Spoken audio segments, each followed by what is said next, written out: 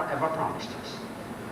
I got it and I said, if I ever get out of this place, I'll never shut up telling people about it. What was I doing? From morning to night, I was at my prayers. Prayers can be great. And I blessed every priest and sister who had anything to do with my going through college. Marvelous priests they were. They didn't know it, but they were.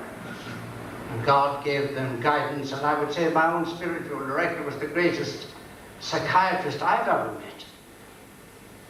He didn't know it, but everything he said to me 40 years ahead of the time was right. And so, to Montfort, I forbade myself to think of yesterday or tomorrow. That was my rule.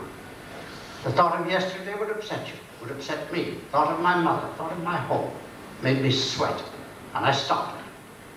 I left them all, give my mother to the Blessed Mother. Everything I have, I give to you. Please look after them. And all I need is peace of mind and to get closer to your son. It worked. The thought of tomorrow, 1 month in prison, 1 year in prison, it would make you sweat.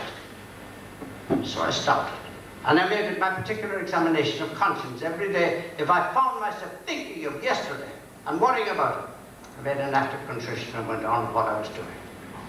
Through the words of the Mass, rosaries, Stations of the Cross, Scripture, we knew it by heart, a lot of it.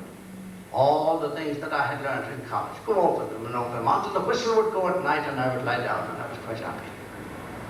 Now, that didn't leave me even when I came out of prison. I've been quite happy, thank God. Not always most comfortable. I was nearly drowned last year. I thought I was to die at that time. But I was peaceful.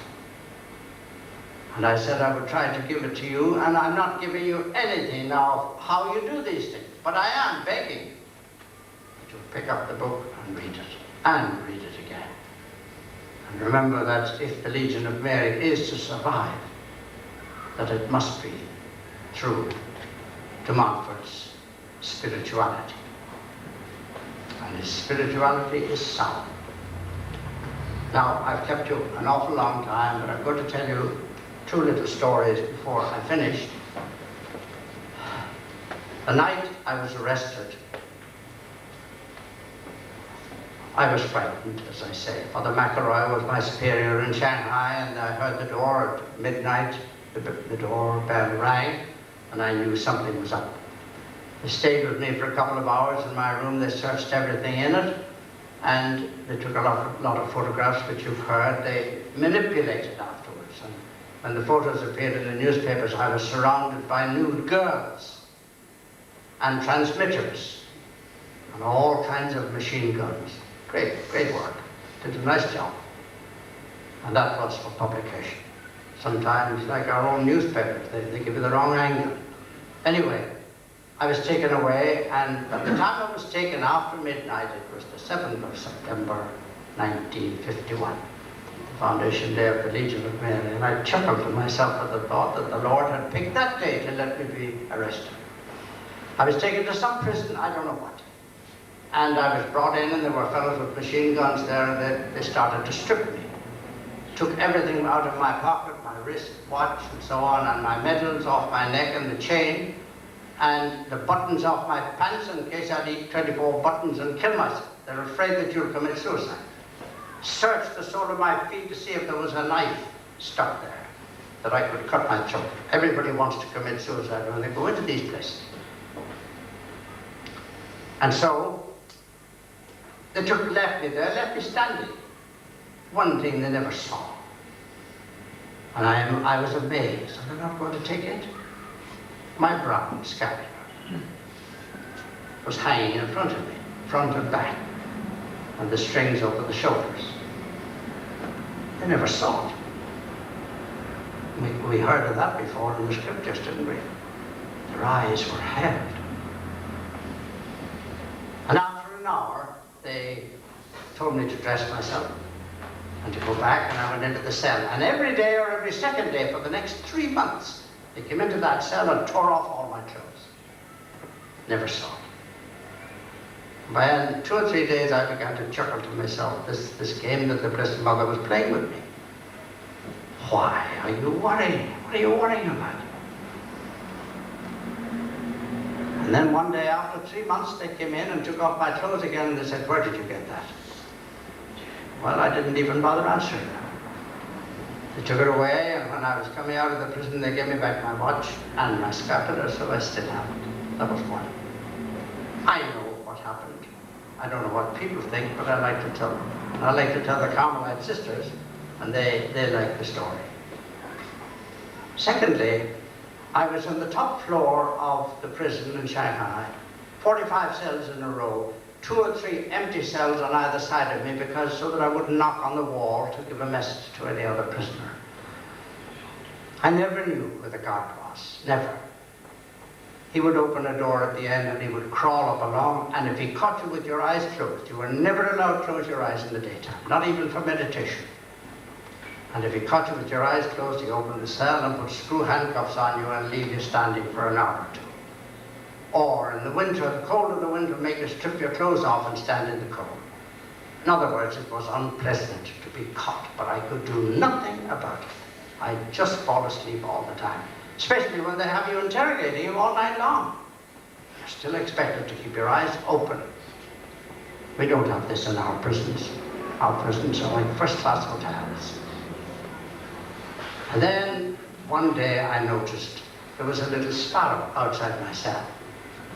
And he was hopping about and obviously was hungry, and then I thought I'll keep him a little from my rice, my precious rice. I kept a little, put it behind the door, and when he came round, I'd just flick it to him. He was my TV, watching me. He hopped around and ate himself. And then I noticed that now and again he would whoosh, and he'd fly up to the top window. And 10 seconds after he flew, the guard was there. That bird, beautiful ears God gave him. He heard the door. He heard the door and he sat up on the window. And the guard would come and back. And by this time I was all alert and had my eyes rubbed and was sitting up and he couldn't catch me. And then I never knew when the guard was gone. It might be 10 minutes, it might be half an hour, it might be an hour, crawling from one cell to another. And then the bird came back. And when the bird was back, I was safe. Now, I don't know what you think that about either. I know what I think. I have no doubt in the world. That was a little ruse to give me a little bit of relaxation. The boys in the schools, they asked, well, did you ever leave the cell? Oh, yes, I did. They'd put a sack over my head and they'd move me from one cell, perhaps to one at the back, or one upstairs, or one to another block. And within 5 minutes of my arriving in that cell, the bird was there. Now that is true, and it's just a little way that the Blessed Mother has of looking after you when you're in real trouble. Do you know the expression in De Montfort? It's an expression that's often laughed at, called ridiculous. When shall my soul breathe Mary as my body breathes air? Did you ever hear of that? Who ever heard of that? Ha! People just raucously laugh at it. Ha ha! What an expression. That's really making a cut of the whole thing. When shall my soul breathe Mary as my body breathes air? Gerard Manley Hopkins, the famous Jesuit poet, was in Brompton Oratory in London with Father Faber when he was translating De Montfort's True Devotion, and he looked over his shoulder and he saw these things, couldn't get over them, and he wrote the most exquisite poem. Do you know it? Mary compared to the atmosphere. If you don't have atmosphere, you die. Once you stop breathing, you die. Look at him, Gerard Manley Hopkins. They're celebrating him all over the world in the last few years. Did anyone ever breathe Mary? What about the babe in her womb, who went in there willingly and depended on every drop of oxygen that it got, the faintest got, from her breathing, to keep him alive? So it's not really such poetry. It's a fact. We try to imitate it, and it's with the Holy Spirit, Mary's spouse, that the Legion gets its power.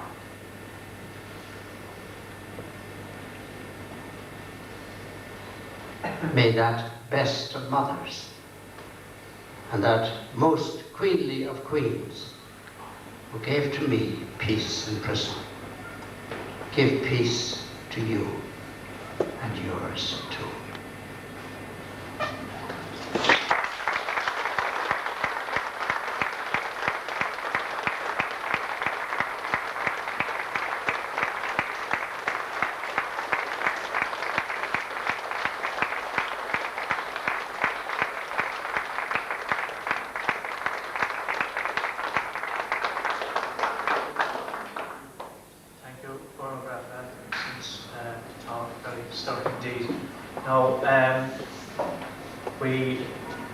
We'll devote about 20-25 minutes to a kind of question and answer if anybody wishes to ask Father Aidan anything.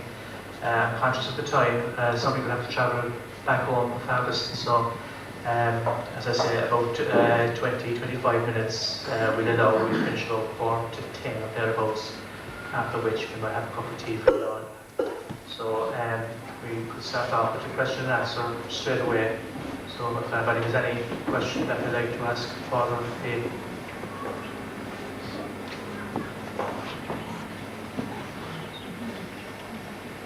Don't be shy. Father, Mary today, Mary in 1993, is she appearing all over the world, spreading her son's messages of peace and hope? Mary appearing all over the world in 93. Well, these apparitions, or alleged apparitions, as you know, the Church says very little. And wisely so. Because some of them may not be all that accurate. But the messages that are given at all these places are certainly true. Asking for the rosary, asking for penance. Now, I hope there's nobody thinks that Bush or any president of any country was responsible for the collapse of communism. Nobody. Nobody has ever claimed that they did anything to bring it to its end. Mary promised in 1917, if people would pray, say the rosary, and do penance, and that the Holy Father would consecrate the world to Russia, that Russia would be converted, and that's what's happening. I suppose you know the Legion is now all over Russia. The last, we had this Joseph Fitzgibbon, who dropped dead at the end of the concilium meeting in Dublin 2 months ago. He'd just come back from the Ukraine, met the Catholic, the Orthodox bishops, and the Uniate bishops. They all wanted the Legion of Mary. And that couldn't happen 20 years ago. And so, Mary has her messages. These are all genuine messages. But as to each individual appearance, I don't know. I've never been to Medjugorje. Never been, and I don't like to say anything about them. All over the Philippines. Father Michael O'Carroll, so you know, the famous Mariologist of the Holy Ghost Fathers, he came out to Manila and I went to see him. I wanted to talk to him because I know him very well. But he was spiritual director to Vasula, the Greek Orthodox girl, who has daily messages from the Lord. And she's written 59 copybooks with her hand pushed. Beautiful handwriting. And she doesn't write well. And she was a model for clothes and a famous tennis player. Never went to church in her life. And all of a sudden this happened. I asked Father Michael, what about her? He said she's genuine. And her message is the union of the Orthodox Church and the Roman Catholic. Well, that's a welcome message in Rome, I can assure you. And great steps have been taken that the two churches might come to some kind of an agreement. But any more than that, I really wouldn't like to say. Can't say. I wait on the church myself.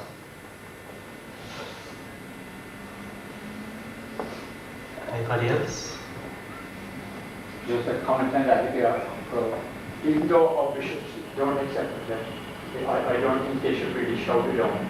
Because I think they're very upset when they shout it down. Well, does anyone really shout it down? Yeah, so I have bishops who don't shout it down. Well, some, I suppose, might try to put it down more strongly than others, like the Bishop of Medjugorje. You know that.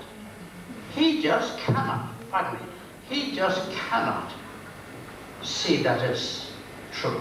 No, that's his genuine. He's a good bishop, and yet he's standing up against all the others. And it may be the way that the Lord wants people to be tested, you know. Now, I'll tell you another one. In Manila, in Philippines, Lipa. Has anyone ever heard of Lipa? L-I-P-A.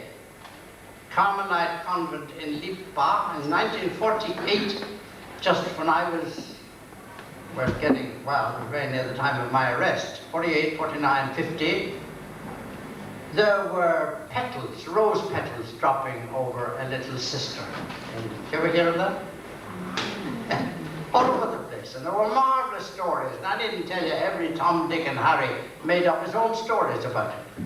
And it was not necessary because the rose petals were dropping. And there were messages, anyway, for this little novice. I sent down an envoy to be trained in Manila, and she brought back the petals to me, and I had them in my drawer. I didn't know what to make of them. And the communists took them, and when I was in the prison, they gave me a special session on the Lipa petal. And by this time, I knew it had been declared a hoax by the clergy, by the cardinal.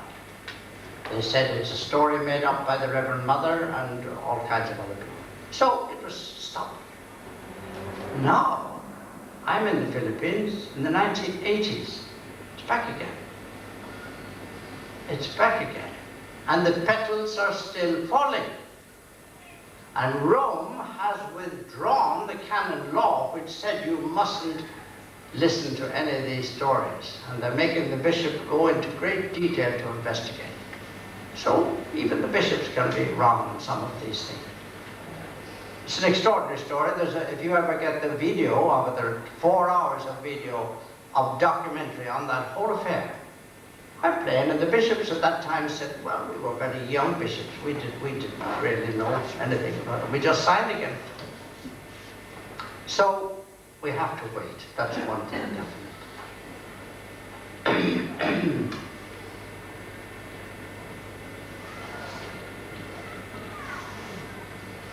I was listening to a sermon in 1953 in Donald by a British Spar. I would say it nearly changed my life. Father Mary is the best I could. I was a person. It made me very sad about a month ago to read in the paper. And I lived with Father speaking and doubting about the authenticity of either knows or not, and definitely for the ultimate voice.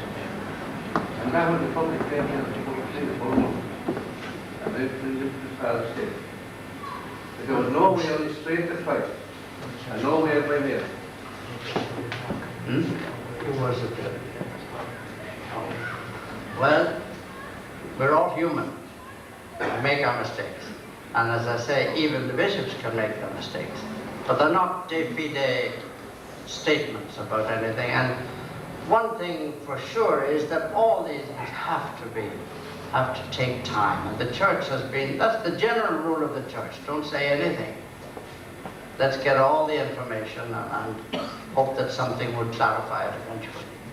That one person would make a mistake and that, well, I wouldn't blame him. His enthusiasm over something or other. Tell me, Father, what you're saying earlier in the night, I'm not too sure if I understood you. You were talking about Marianology. Were you talking about Our Lady? No. Yeah. Yeah, well, you were saying there that the priests today, when they're studying for priesthood, is it actually being cut out? No, not cut out, but they're not getting it as they used to. Why? And, well, I'll go back, if you like, to that. I was in the United States at the end of the council, and I was very much aware of all these things. And the American newspapers, again, come back to the media. The influence of the media and the video on your lives and mine and all of you watching is tremendous. The American newspapers had 2,400 bishops downgrade Mary. And do you know that people just took that for gospel? They were disappointed, but I know immediately I met people who said, I don't say the rosary anymore, that's the end. If the bishops tell us not to show respect, well, that's it. And priests, too. And I know I went into one of the biggest seminaries in Malaysia, Penang, run by the French fathers, a very beautiful seminary, and it was 400 years old. And when I went there, I went to the library, and the boys were in the library, and I said, where's the Mariological section? They said, what's that word? Mariological. They were young boys. They said, oh, we don't have any of those. I said, but there must be somewhere. They were here, all those precious books. Oh, well, go downstairs to the basement, you might find them thrown in a corner. I found them thrown in a corner. That happened after the council. A few of the wildest things you ever heard. And it would break your heart. Well, we got over it. We got over it.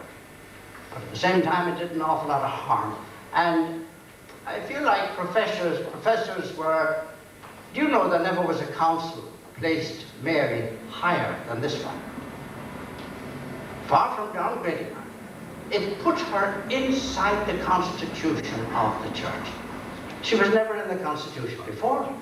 She was always on a separate thesis of her own, what her qualities were. Now she's in chapter 8 of the constitution of the church. If you try to take her out, you can't take her out. In other words, the fathers really put her high. Now, that's why this document is begging the Holy Father to define that she is co-redeemer, mediatrix of all graces, and advocate.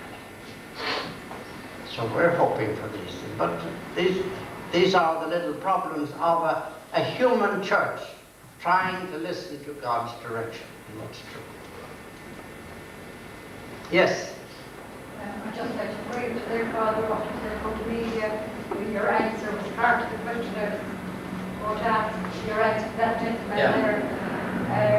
I think we're very cowardly that we're the church and the people are, but we haven't very much courage, like the others are afraid of what people are going to think. I think the church itself is afraid of the media, afraid of what the media are going to say about it.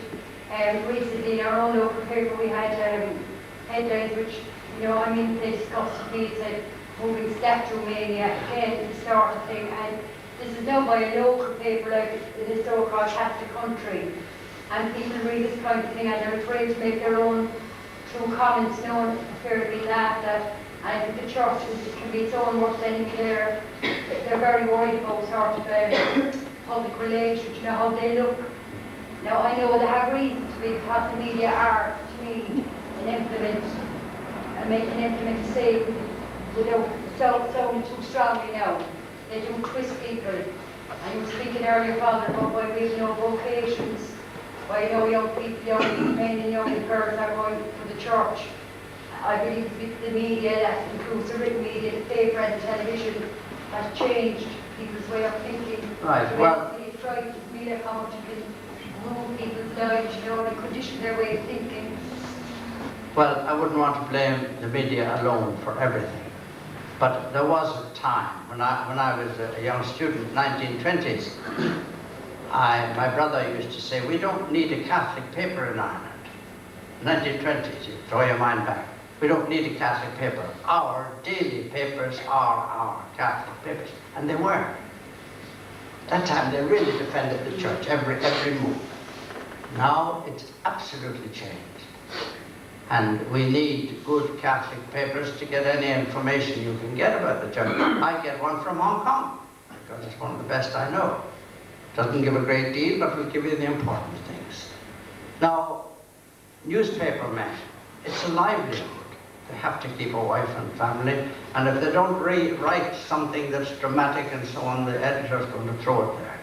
There's a temptation there, and it's a difficult matter, I realize that. And some of them are very good, but others are ruthless. And certainly our papers, I met a priest yesterday and he said he will not buy either of them anymore, because every single day since he has come home from the Philippines, they have had some scandal of a priest. Every single day.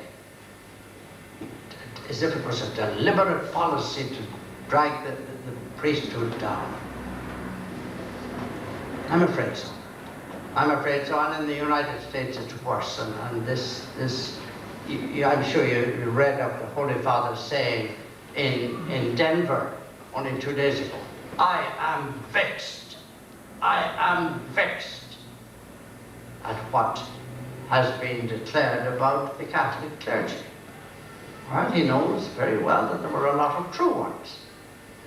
But my goodness, the way they write it up. It is disturbing and it needs prayer, there's no doubt about it. It needs prayer and needs anything we can say to defend. Not to defend the priests or sisters when there was fault.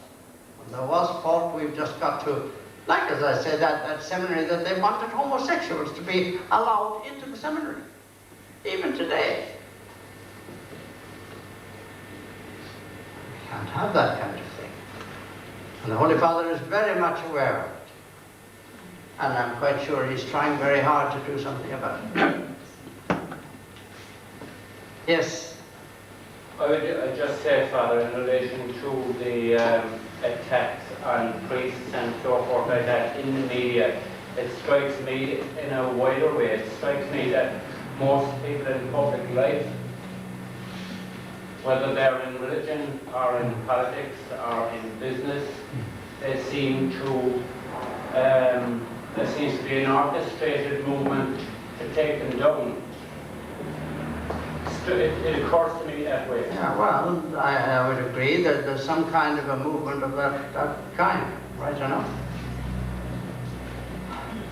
Sorry, I think three groups have infiltrated the church. The Masons, which is the Freemasonry, communism, and homosexuality, have been brought into the Catholic Church, especially in Canada, to destroy it, to be the bad thing. People who are known homosexuals are accepted, brought in, encouraged. And that's why very frightening. Now, when you were a student and I was a student, in the society, into that would be out. Yeah. But there were a lot of scandals in Canada a few years ago, in America, groups of priests. They are not really priests at all, they're ordained, but they're mainly diabolically inspired to destroy the church. That when people hear that, perhaps it might make it easier to accept it. I think. If you know that these people, that it's not just the law, the people who were brought in there, in a lot of cases. So that's like clear. What Brother is saying there, I have heard and read a good deal about and listened to a lot of tapes. You know, Freemasonry, Freemasonry and the Home. They'll use everything to harm the church. And the communists. Well, yes, exactly. Well, now I met a fellow from Poland, and I knew him when he was a young boy, but he survived. He was out in the Philippines. I said, well, thank God communism has gone from Poland. You know his comment? We have something much worse. I said, what? Freemasonry. Right.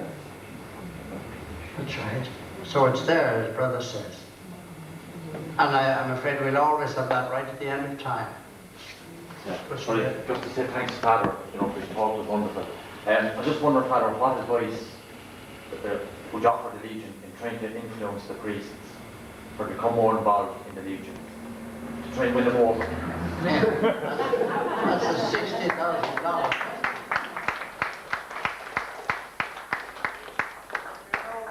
You're not alone in having that problem here in Ireland. It's everywhere. It's all over the Philippines. We find it very hard to get spiritual directors, and I've often tried to analyze it. But some of the priests are marvellous, and others, I would say, the basis of it is they don't really know the Legion.